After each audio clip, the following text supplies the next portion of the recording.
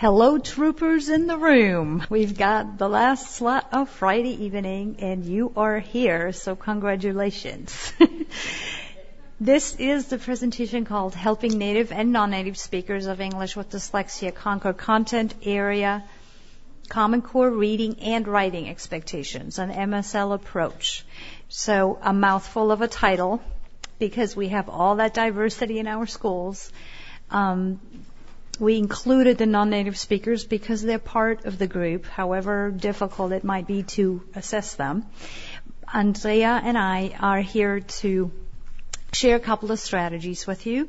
I am a professor of literacy, special education, and English language learning at Winthrop University in South Carolina, almost North Carolina, not quite.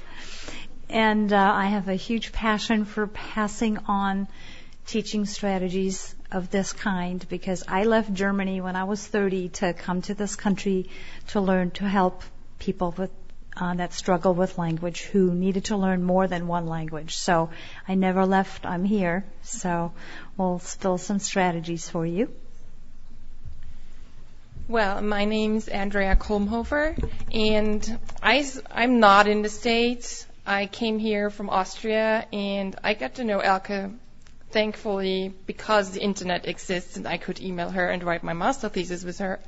And so that's how I got basically interested in the whole Orton Gillingham MSL instruction stuff. And I'm a trained foreign language teacher. I used to teach English and French, and I'm currently more involved in research, assessments, and teacher training, basically. Well, so what do we have planned for you today? We're going to talk a little bit about the rationale for MSL instruction, which is basically preaching to the choir here anyway. We will talk about MSL vocabulary instruction and go beyond the word level to phrase level. We talk about sentences and passages as well as and the comprehension part. We're going to talk about text composition, and as you will find them also on your handout, there will be additional resources you can use for your lesson planning, basically. So what are the different reasons for using MSL instruction? First of all, 98% of the vocabulary must be known to comprehend written language. And of course, oral content as well. So you need to know a lot of vocabulary. You need to have a lot of vocabulary to understand what's going on, especially in the content areas. And the other thing why we need MSL instruction is that 85% of English vocabulary consists of Latin and Greek-based patterns. There are people out there who know that I had to survive English in a different way. Nobody has ever told me that I can use my knowledge about Latin or French to basically get to the meaning of English words. And of course, English has a lot of ambiguities, and that can lead to confusion, especially if you're an English language learner or if you're a struggling reader or as well. Good. What's the other thing? Then phrases and sentences can be ambiguous, and you need a lot of grammatical knowledge to decode them exactly, and you need also cultural knowledge to understand passages and phrases. And I even encountered when people talk that I do not get all the phrases and all the expressions you use because I haven't come across them, or they're so different to what I'm used to or what they would mean in my mother tongue, or how I would use them. And that's the same for all your English language learners. They do not have those expressions, and they have never come across those expressions. And another thing is text structure. That can vary from culture to culture, and it can vary from genre to genre, which you might be familiar as well. Even within the English language, that text structure is different. Good. Another rationale for using MSL instruction is the increase of non-native speakers of English. And as research has shown that in 2030, there would be about 40% of non-native speakers of English in the public school system, which means teachers need to be prepared to teach those students and to meet the need of those students. And that's a big problem, not only in the United States, also in my country, that we cannot really meet the needs of those students, and that further education and training for the teachers be it the general education or the special education teacher, you will need further training for them. Yeah, and other reasons, the Common Core standards need to be met, and using MSL strategies will help you with that, even in the content areas. And, of course, there is life itself that makes it necessary that you are a good reader and a good writer, because you need that all your life long if you want to proceed, if you want to make a career that you read and write. So, of course, now you're all motivated, right? Let's kick into action. So, we're gonna point out a few challenges. Okay, here's the purpose overall. So put your antennas up. One of the main elements that we want to raise in your level of awareness is that when you come across text passages that your students need to work through in the content areas, may that be social studies, science, but also math, there's something you can do in terms of checking out where are the pitfalls in those texts. I, as a trained linguist and foreign and second language teacher in the first place, I automatically look for those, but that's what I want you to become more aware of. When I train students and my setting, they go like, oh my God, I never thought those would all be traps for students to work with. So number one, we have an issue with the English language. It's got so many words from so many different cultures and print systems that we have one of the largest vocabularies possible. And because the words come from all these different languages and nobody has done a real nice cleanup of how to spell them, maybe just the English way. We have multiple ways to pronounce them, multiple ways to bring spellings in. I'm not going to go into much detail about that.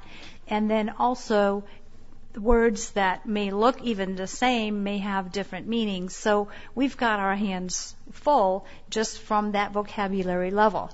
Then when you zoom in on vocabulary from a different angle, look at that long list here. We would need to keep our antennas open for, okay, we've got words here, but are they used in an explicit way or are they used in a figurative way? For instance, I'm just going to pull out idioms is on the other side. If I say I have butterflies in my stomach, are these really butterflies or what is it? It's the nervousness that's in there, and somebody used that word butterfly in a figurative way. That's picturing what is going on. So that whole testing of is it explicit or figurative? Do we use denotations versus connotations of words? That is two linguistic words, but what that really means is when I say, when I would, for instance, say, oh, she is so handsome. Have you seen her lately? She looks so handsome. You would go, what's not right? You don't use handsome with a female, but you know how to use it with a male. Well, great. There's not even a reason I can tell you, but it's what the convention says. So connotation, con means together, so that means in what contexts can I put words together? So that's the bridge into phrases and sentences. So just learning the word handsome isn't enough. I have to learn in what context can I use it and when is it not a fit. So the other one is cognates and false friends. Now cognates you've probably heard. Could anybody give me an example of what a cognate is?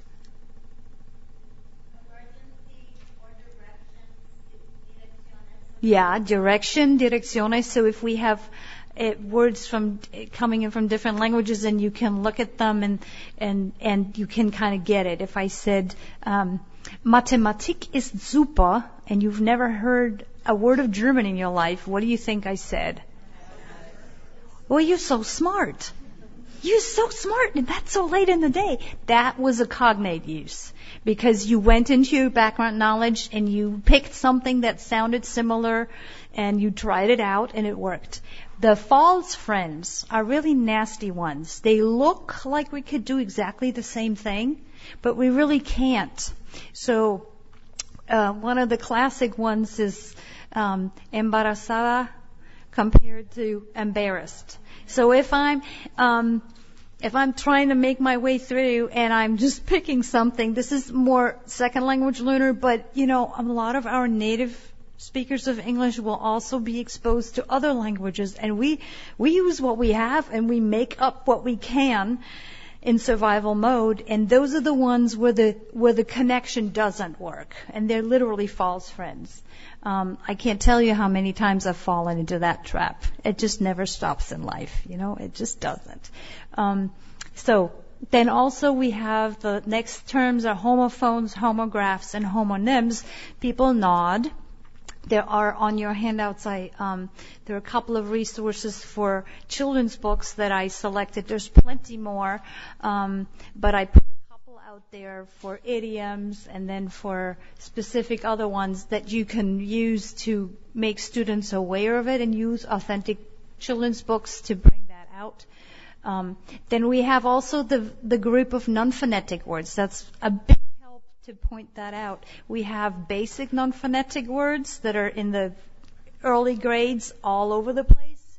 85 to 90% of the words end up being high-frequency non-phonetic words in the beginning. But then also in our content areas, we have lieutenant. And who is a colonel?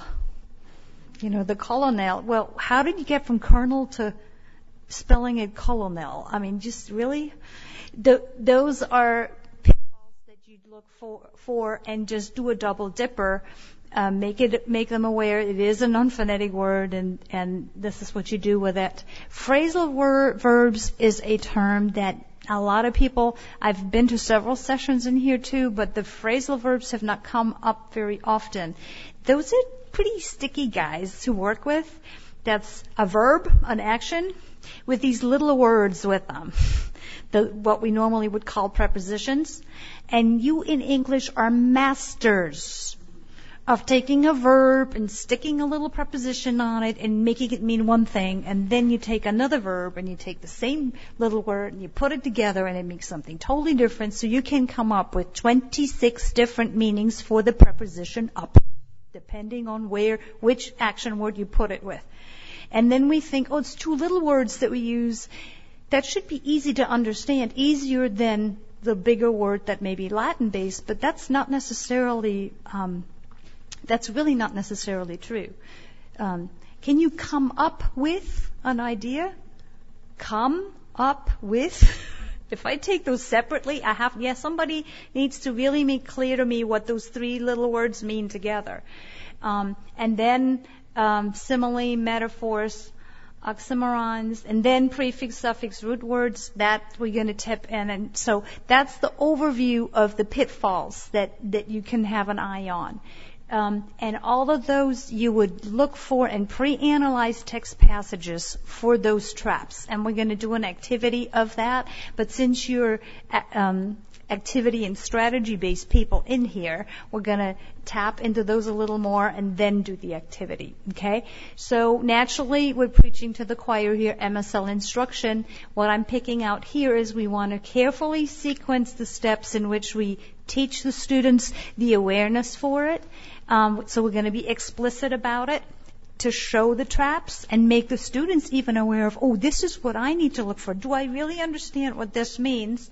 And then we use multisensory approaches to do it and raise, and this is one of my big pet peeves, because you want independent learners. You want kids that can problem solve on their own on a text passage that you're not with them for. And so we teach them why you use what strategy under what conditions so that they can self-correct themselves. That's a huge help. If I had had that as a student, I would have probably loved English, and I hated it with a passion because nothing made sense, and it was always like, that is just the way it is, and you must learn this. So very motivating. So, number one, teacher language. Yes, you are all teachers all day long, or many of you are. Watch the language, how you speak. It doesn't mean you're not authentic, but you want to speak with clear diction and repeat when necessary so that somebody can orally hear it more than once. And use gestures with your imagery. This is not helping me in this thing. I usually talk with both hands. I cannot not do it. So, and appropriate images. In a second, we'll look at what that means. What you can support with images, to, at least in the beginning stages, do that. That helps the kids stay on board. And then you can reduce the images if you need to. Gestures and postures, those are things to use too, to help the kids use muscle memory to remember elements. And then you look at the tier 1, tier 2, tier 3 vocabulary through glasses. I keep picturing glasses that have 3 little windows, and you just look through those 3 tiers. There have been many presentations on these kinds of topics at the conference, so with your permission, I'm not going to get into full detail about it because I think you're all aware of it. My non-native speaker will need a lot more support on the tier 1 level as well, with the high frequency words, so that they can pick up some fluency in getting to comprehension on that level. Tier 2 words are the special, all the content area words, including cognates, multiple meanings, and so forth. And then tier 3 are the lower frequency content specific ones. And that's just a way to look at them. So here's my question. We said appropriate images. Just a little tester. When you look at these 2 images, which image do you find more helpful to support a particular content, and why? Is it the left one or the right one? Just take a second and talk to your partner if you have one sitting next to you. What do you think and why? Okay, depends on the context, you said. So, what does the one on the left side, which is a picture of an envelope with red and blue little marks around it, a stamp, and the actual stamp, and then a recording stamp? What does that look like? Which one looks more like the an authentic? The left one, an authentic part of an envelope. And so we can get some information from that we cannot get from the other. But what does the other one have that the right one have that the left one doesn't have? Okay, so now you said it depends. If we wanted to combine the best of both worlds, what would we want to do? To really make sure that we establish, okay, we take what? Well, steal the word from the one on the right and put it underneath the one on the left, so we have as much of an authentic image as possible, and we put the print support with it. So that will help you with your non-native speakers, but also the native speakers that have maybe an attention issue to get with it. What if this is not the word stamp, but it's a bigger word in your content area, and your picture is a particular one related to a specific content? Then you're building both. Then we would be practicing stamp. In this case, it's a very basic word. In another one, it might be I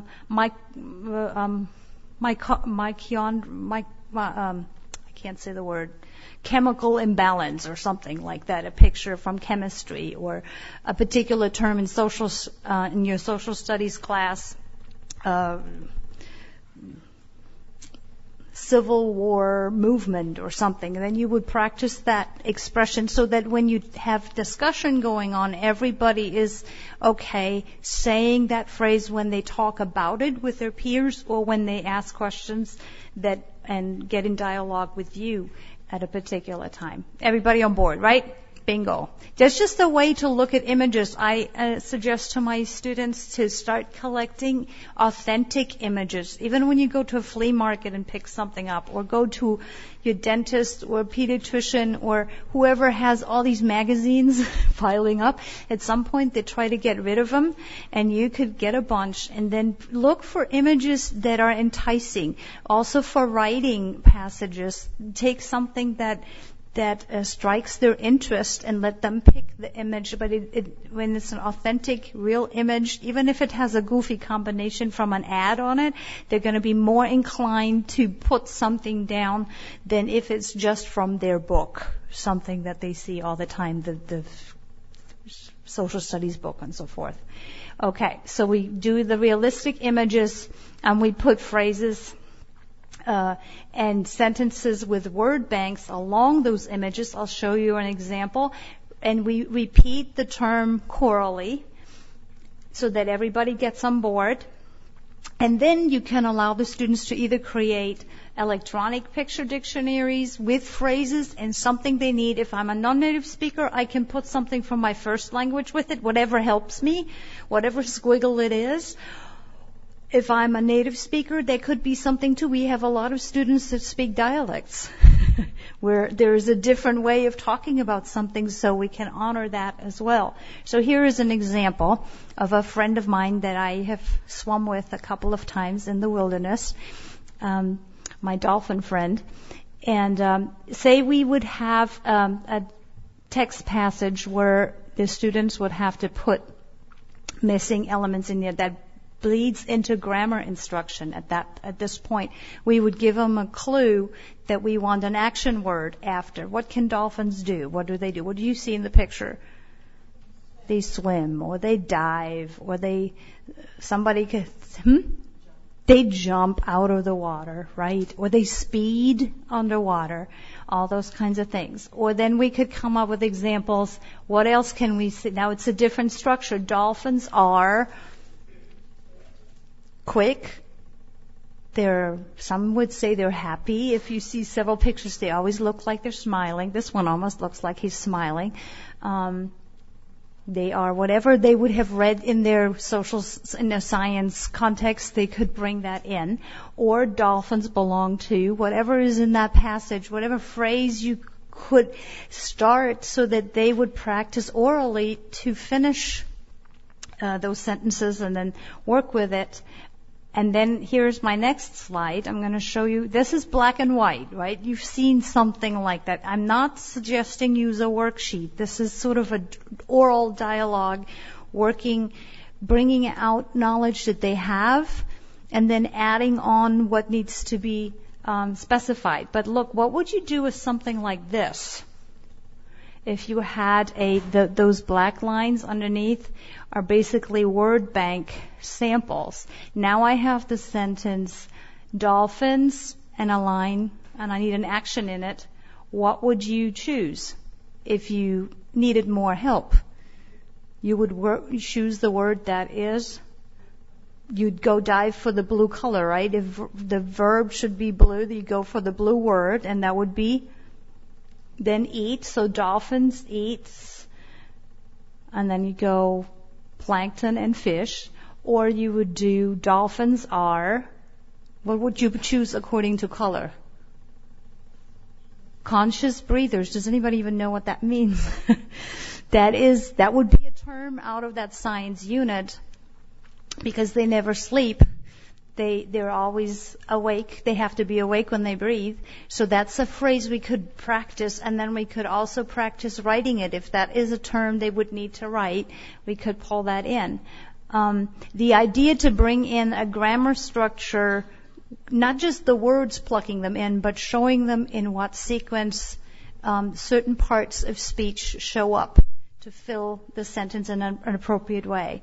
So that's something you could play with. Those of you who have smart boards and Promethean boards in your schools, that's a fun thing to play with. You can slide and fill them in, let the students participate. And if you have one of those computer programs where they get the app so that on their iPads they can pull that same screen up, they can all do it simultaneously at their desks and be participatory, or as teams do that.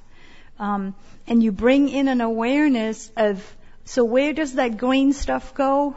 The green stuff being the adjectives, they always show up where? In front of that red stuff, which would be my noun, and those two together can take a different job in a sentence.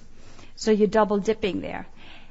Another way to help students fine-tune their vocabulary would be what's called semantic grids. Big word, not semantic grits. That's Southern stuff to eat. No. So that would you can play with that in a lot of different ways. Here is an example where you have the different ways of moving, like walk, run, hop, limp, and then across would go who can, who does what. And so then you can have the students work it out together first. What do I know? What's my background knowledge? What can limp? What can hop? What can run? What can walk? And the kids can decide it with a plus and a minus sign. And sometimes there might be disagreement on a word. You can push this all the way up to higher level words for specific ACT-like writing if you have students that have to get ready for that to fine-tune their vocabulary. And that way you can see, this is another way to show connotation. So in other words, in what context do I use which word? Okay? Hopefully I don't ever have to do what a horse can do, because I only have 2 legs, right? So, has anybody in here worked with semantic grids before? Just somewhat. It was not very common a little while ago, so I wanted to make sure people can play with it, and you can make it very complex, and you can make it simple. And analyze your students' writing and see which words are there that deserve being expanded some. Or if you have words that where you want to go from like hot to cold, you collect what kinds of words can you put in between, and put a laundry line in your classroom. Like pin it with just pin it physically, and then talk about it, bring examples in, and make it come alive that way. All right? So what, in terms of the pre-teaching of those other words, types of issues that we see here, the non-phonetic words, the idiomatic expressions, the phrasal expressions, and the prefix-suffix roots, they all deserve some fun practice. So what I'm going to show you here, stop me if this is something that you are already all familiar with. If I find a word that I can't sound out, it could be a specific one that you analyze in a reading passage that you need to teach.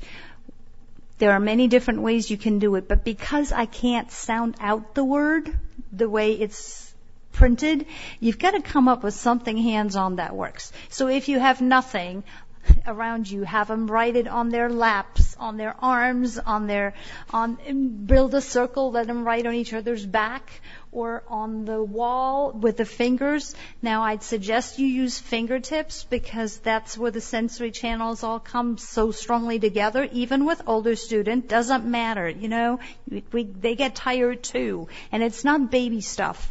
You would want to tell them that these are just some smart strategies to get everything in the brain activated so it goes in, right? So when they go home, they don't have to study this stuff. It's in there. So let's be smart and use all of our body kinesthetic tools that we have and get it in there. So say the letter names and trace it. So, and then all sorts of shampoo and shaving creams and whatever. Oh, and my students come up with the funniest stuff. So now the newest thing is to add scent. So they put some of the Kool-Aid into a Ziploc bag, color shampoo with Kool-Aid, and then put it in a Ziploc, and then you trace on that thing, and then the scent comes out, and it is cool. So what do we all do to get it in, right? So you can also then collect common and content-specific phrases in which these words show up. So this is not staying at the word level, but seeing like in what context does it come. In this passage about dolphins, we would have conscious breathers. The word conscious, I have to have a good day to spell this right. It's one of those tough words. That would be one of the ones you could use. And then make sure you use those terms in maybe just short writing samples so that you don't overwhelm them with like, okay, this has to be in a whole paper.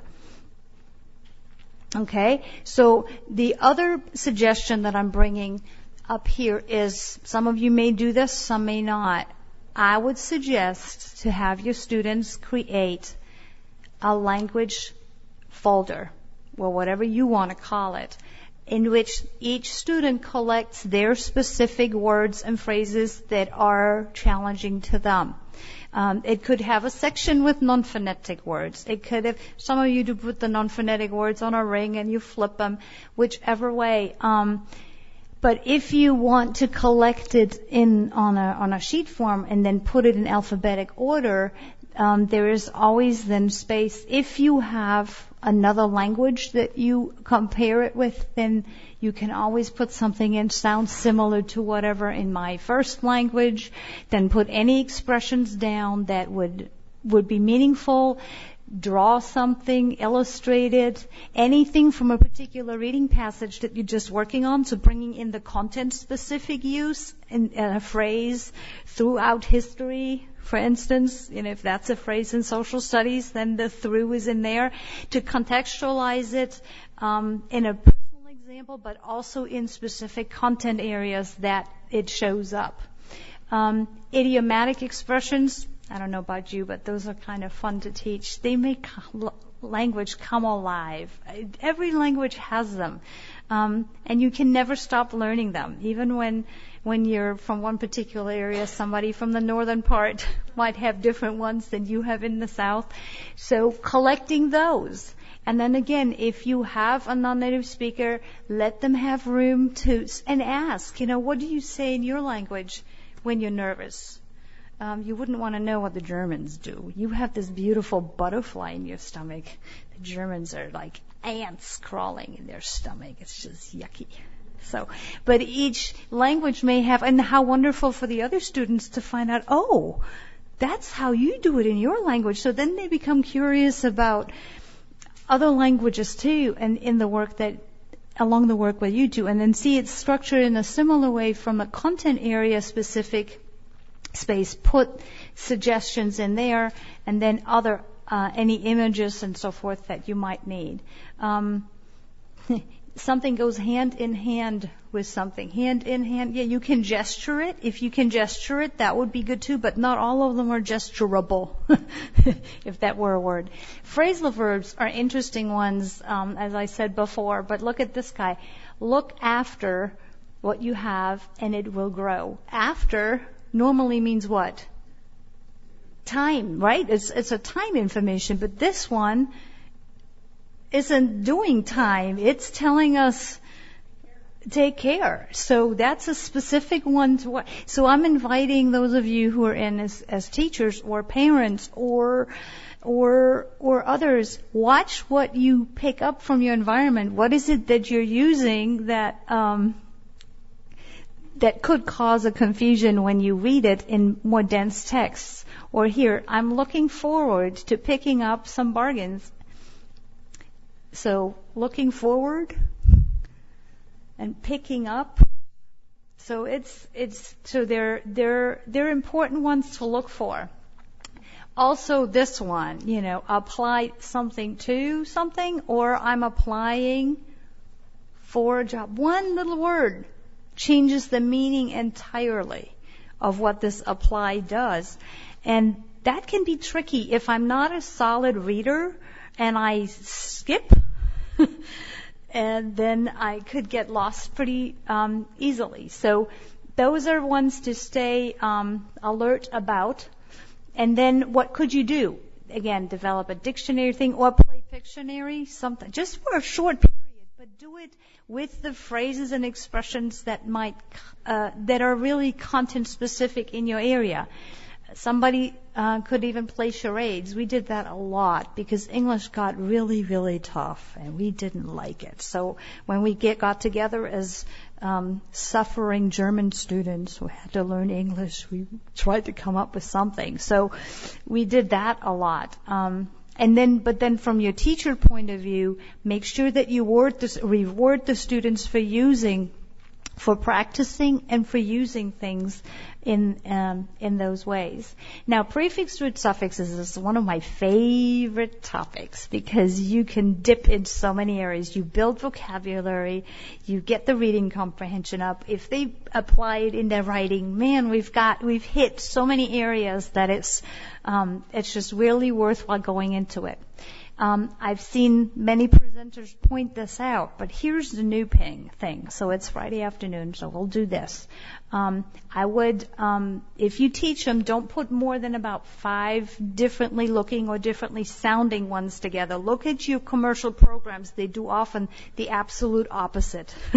They put the similar things together, and then we have confusion set up from the start.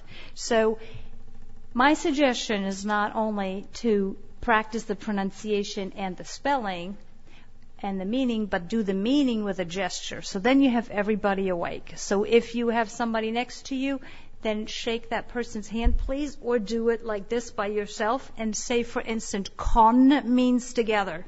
Go ahead, do something to keep you awake. Con means together. Con means together. Okay, next one. Do this. You know how that game goes?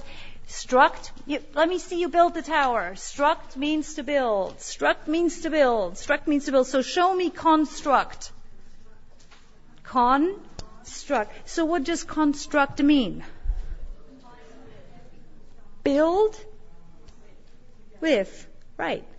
Got that. So if tract, so I'm going to do this myself, but if you're in a team, you can pull each other. Tract means to pull. Tract means to pull. Tract means to pull. Show me contract. Contract means what? Pull with. So you pull together or you pull with. So what do we do when we write a contract? We pull things together and we're trying together and we're trying to follow what we put together there. So we contract. Or a contractor. So that's a person who, you could, whatever gesture you would, like this is a person who does the job, yeah? So all of a sudden, learning these abstract prefix 3-syllabic words can come into action, kick into action. And I do this with my college students. They have to learn a lot of them, and they have to know them like this. But they have to show me that they know them with the gestures. And so they naturally sit in this written exam, and they go like, what? And then I let them make up their own gestures, and that's what you can do with your students too, to let them use something that makes sense to them. Then you get the body muscle with it, and when you're trying to figure out what a word means, so who cares? You make some gestures. As long as you get sort of close to what it could mean, and then you go around the context and see, well, how could I pull this in with the context? We're getting closer to that than we would otherwise do. And then you also have a dictionary listed on your handout at the end. This is the Instant Vocabulary Dictionary by Ida Ehrlich. And then she is, I'm always afraid it's going to go out of print because it's so cool and it's only like $6.50. So you can put it in your classroom. You can use it yourself. You can teach your students how to use it for ACT and SAT tests. It contains prefixes, roots, and suffixes commonly used in the English language. You get the meaning, and then you look in your content passages that you're working with, what is it that I could use, and turn it into, this is how I say it, this is how I write it, this is my gesture with it, so I get the meaning through the gesture, and I'm cool. So, but then here are a couple of other examples of what teachers have done. For instance, your little styrofoam food plate can turn into a little collection of prefixes, roots, and suffixes, and you can have students build words with, that you do that as a pre-reading activity, make words, and show them how you can go from what? From, what did I do? From construct to, if I do for shun, which is my noun, those suffixes are sometimes harder to do. So if I go construct, shun, so I can go from construct action to noun, and then I put the if on it, and you figure out what that could be as a gesture. Then you can build a lot of connective vocabulary that way, parts of speech. The other 3 pictures there are just some examples that actually students did when we worked on re or less or full. So they collect words that work with that, and they wrote samples on their little illustrations. So, okay, that could be in a creative contribution to your language folder, and you have a choice to maybe give them even points for that, to be creative in finding words that fit in certain patterns, and then you build an incentive for them to keep doing that. Here too, playing body charades with those prefixes, roots, and suffixes is a really fun thing to do. You don't have to do it for long. You get their blood circulation going again when the concentration is down a bit. You can do it in connection with math if you're doing subtractions, subtracted, subtracting, and then do contracting. So, okay, fine, contracting might not be right now, but subtracting does. So we'll pull it all together that way, and then use it as little writing incentives too. And even if it's just one sentence or two where they see how that word comes together, you can do it as a whole class. You can do it as small teams. Everybody can contribute their sample sentence and keep that connection going. Here's the word, here's what it means, and pull it together. Word detective games, students like that too. Once they know what a prefix, root, and suffix means, and you say, I give you 2 minutes, find as many words as you can that have that prefix in that passage. Let them find it, and then go from there. Also, you can build vocabulary cards. That would be, this is maybe a little hard to read. It shows the front of the card and the back of the card, and the card was obviously written by a student. This was a high school student. So they got to write their own, as the teacher was teaching the prefix, root, suffix patterns. By the way, with a class of students who would never be able to take their full high school diploma, never get their full high school diploma. She was working with them on higher level language words, and nobody had ever done that. And there were a couple of English language learners in that group, and they thanked her so much because look at this, pro is definitely a Latin-based word, and these were Hispanic children, so they could make the connection between, how cool is that, to make a connection between both languages? Wow, I actually have an advantage. I know that pro in my first language too. And then they got an image to choose and then put on the back what that meant, and they all worked with gestures with it. So it's very hard to forget something that makes sense to you and that your muscles have remembered with you. Anyone in here that learned how to ride a bike? Even if you haven't ridden the bike in 10 years, do you think you can get on it and still ride it? That's what I mean by muscle memory. So don't underestimate that even with older students. It may feel a little goofy, but you know what? I'd rather be called goofy than sit for 3 hours, try to get something in my brain that still doesn't want to stick. So, you know. Oh, it's on the back of the card. Pro means 4. And then in this case, they had the panther picture because that's a team of, oh God, now don't pin me. It's one of those sport groups. Oh gosh, I'm flunking. I think it's the football team. Yeah, thank you. Rescue me here quickly. So that's what they chose in their cultural setting. That picture helped to trigger pro is the pros in football, and so that's 4 and before, and so I'm active ahead of time. I'm in front of things. So that's what that means. And you could do this with whatever you would need. Re would have back and again, and re could be again and again and again, like a gesture like this, a turning hand, and then back, like you return a book. So give it back, or you put your car in reverse, and then you put a gesture with it, and they get that. Does that make sense to you?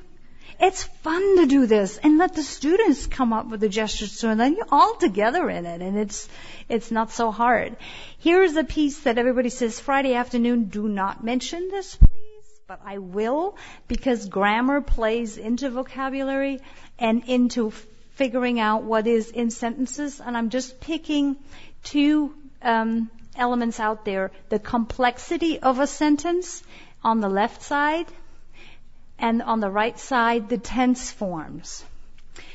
You may, as native speakers, not be aware of the fact how complex the English verb tense system is. If you had to learn all the tense formats of the English language, you'd have to learn 12. And you weren't aware of it. You knew you talk in the present, you knew you can talk in the past, and you know you can talk in the future. That's enough, right? There's a lot of little words that come together to build these particular tenses, and they're little words sometimes, so when I have a student that reads, they might skip it easily. And also when they write, one of those little words can get lost, and then you have a big grammar error, and somebody gets a half a heart attack because you used the wrong tense or you forgot a word. So those little words carry a lot of weight for correct production. So I'm just pointing that's a topic for another workshop. All I want to put on your radar is keep an eye on what kinds of words the students might miss in their writing. If it's in the tense area, you might want to point that out, how to build those pieces together. Complex and simple sentences is a whole other workshop to do. You might see comma, punctuation errors, but you might see they can do the simple sentence with and, but, or. But the minute it gets to because or after, we have an issue. So I'm pointing on your handout. That's why I put a little bit of an example of a sentence frame practice there, where you let them give them a piece of it and let them practice the complexity of it. And at this point, I think we've done enough of these. Those are the things to look at. You're at a point where we're going to give you a few minutes to tap into that text passage that you have in your handout. We're just going to do a little practice. Is that text passage? We'll give you 2 minutes right now. Just brainstorm with a pencil. Circle what you can find. And on the second page of that is a list of things you can look for. So you either just circle where you see trouble areas that you could pre-teach or group for students, or you write them in the little column, which we probably won't have time for. But I wanted you to have a sample of a recording sheet. So just go with a pencil right now and circle where you think some of these samples are: idioms, phrasal verbs, non-phonetic words, words with double meanings or something like that.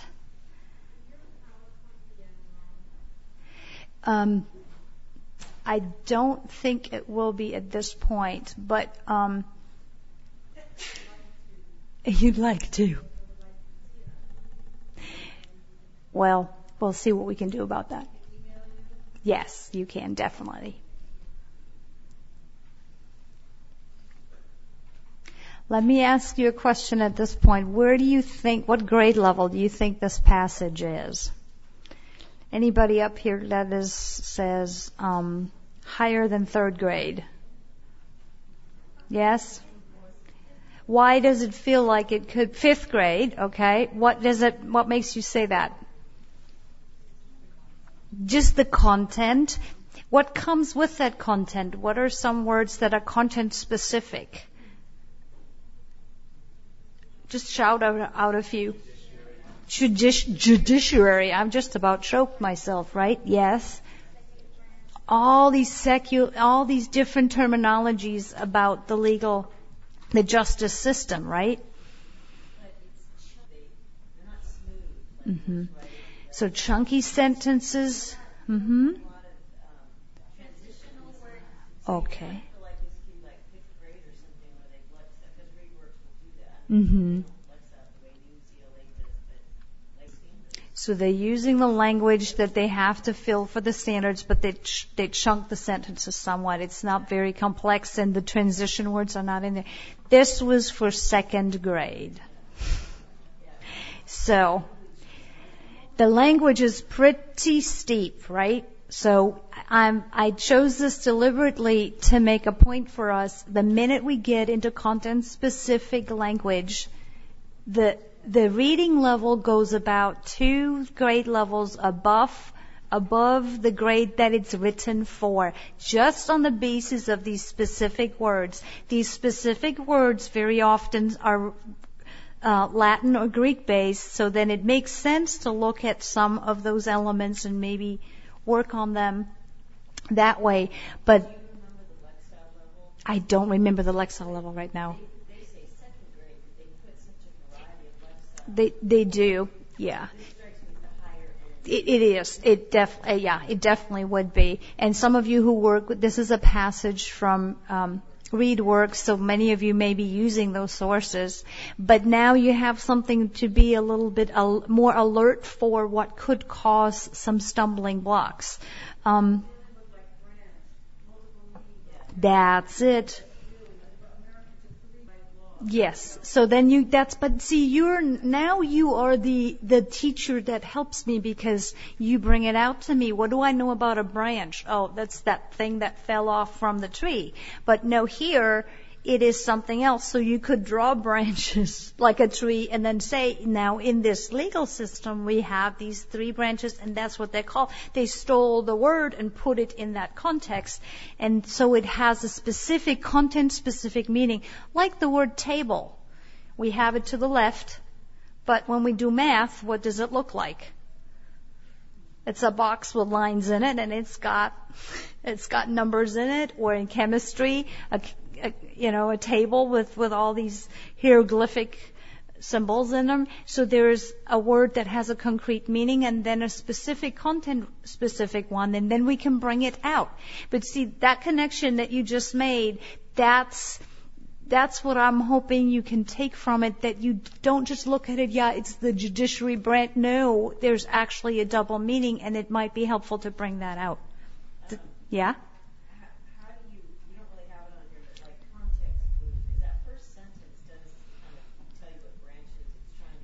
Right.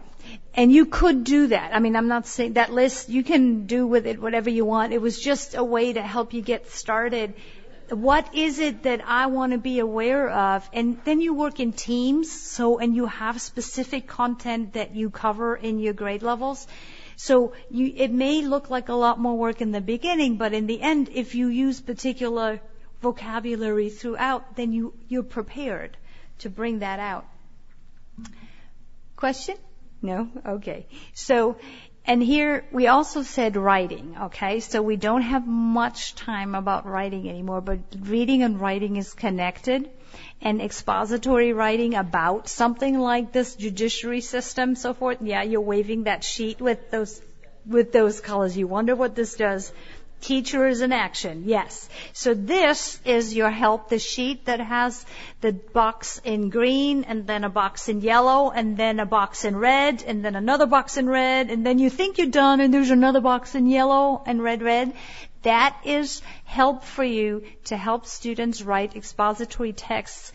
And it is a strategy that I learned many years back, and goes back to Step Up to Writing. There's a link on your handout where you can look at lots of different resources, but it's something that is very, very helpful to help getting rid of this lack of background knowledge, of difficulty structuring your thoughts. This is really key. You can cut them into straps, like you could do color straps like this, laminate them, leave a little rim around them, make them longer if you need to. And use green would be for, you start sneaky, you teach them how to write a paragraph. So here's your topic sentence, here's your detail or your fact that you want to write. And then you better back yourself up or nobody's going to believe you. So then you put a red with it. And then you find another backup for it. You might do a second red or you just do one. But then you have another point to make, so you bring your second yellow in, support that with a red, and all of a sudden you have a pretty solid paragraph. And nobody can do anything about your content. You're sharing your content. You may not have the right spelling. Your sentence structure might not be in order. That's okay. But you're bringing your thoughts down in the linear form that the English language works. So it's a color coding system and a graphic organizer at the same time. And you help with the spelling and punctuation. You put that on the side. The fine motor skills, you could, if you put this electronically on a computer, let the kids, I have my college students write their papers in color coding. I want them to see how that works, so that they please back up every one of their references of their facts, of their yellows with red and a reference citation. You can beef it up into all the way academic writing. But what you have to keep in mind, if you have students that come from other cultures that you don't know much about, keep in mind that not every culture writes in a linear way. They could do like this, and the point comes here. So it could be circular or zigzaggy. And then you wonder why this kid struggles so much in getting something in a linear sequence. It's probably going against some kind of a story, an information-telling sequence that is culturally very different from how we do it in English or other European languages.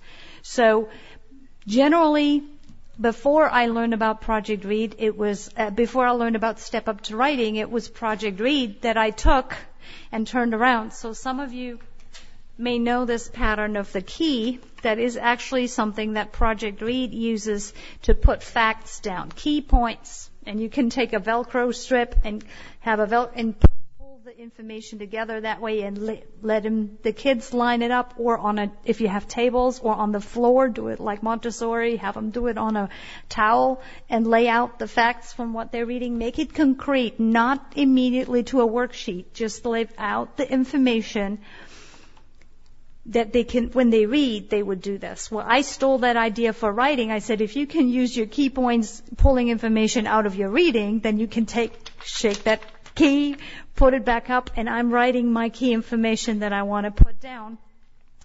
And so with the Step Up to Writing, you can do it in a color-coded way, and then it would look like, let me show you this here, like this. It would be something like this.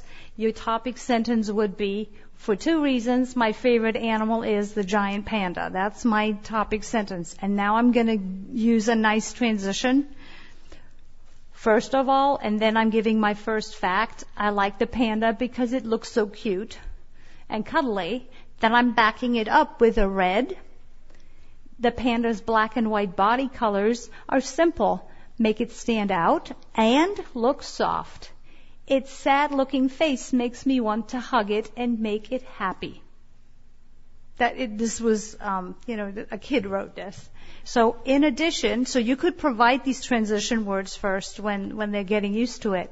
Next point was, and you could have written that, drafting it first on a slip of paper, in yellow or orange if yellow doesn't show, to get away from this having to use a worksheet, but then put it together this way. In addition, I'm fond of the giant panda because it is endangered. So that is obviously a term the kid learned in his classes. So then you back it up with a red. We all should try to preserve the animals like the panda that are in danger of extinction. And then the concluding sentence is then in green again, clearly a nice link.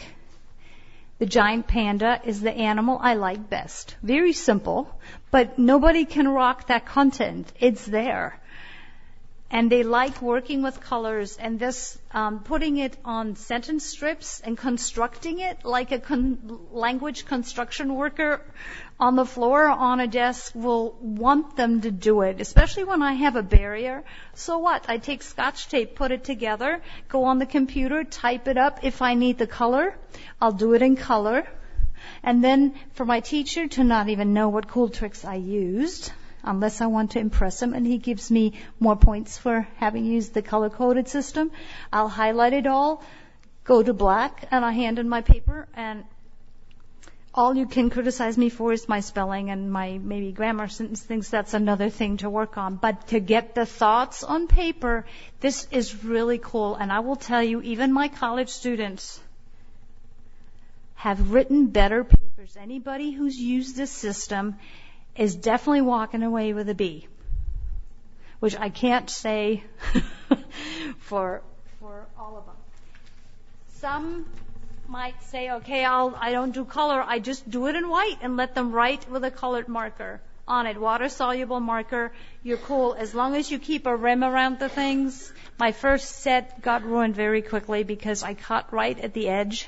The water gets in, not a good idea. So then you can do little strips. So these are these little keys I stole from Project Read, so to speak. But that's for the transition phrases. So then they can play with which transition do I put in. Oh, I like this better. No, this and that. And for different types of text types, then you do your cause and effect. You have your different transitions for that. Or you do a sequence of events. You do that. And that is here's a suggestion for pulling together what information that I have read using the color coding, or from my own writing, I'll put these little bubbles out and list what I want to write. And you can model. Can you see how neatly you can model that as a class project first? Then you can have them work in a group, or your group gets to work on this paragraph with the yellow and the red. You get to work on another argument or fact or example or whatever for this paper, and you do another. So each table brings in one yellow and some red, and then you create this whole class product. Then they're much more inclined to start it on their own. It really is a powerful tool. It's one of those like, why didn't I think of it? It is really, really helpful. If you have red and green colorblind students, change the color. Then you just don't go by the traffic light. You just take a different color and do that.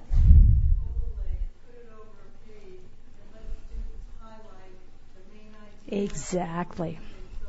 So then you can color code when you have something on See, you teachers, you're seasoned. You're going to take this and go with it and find a zillion different ways. So thank you for your attention. Put your feet up, have a good glass of wine, and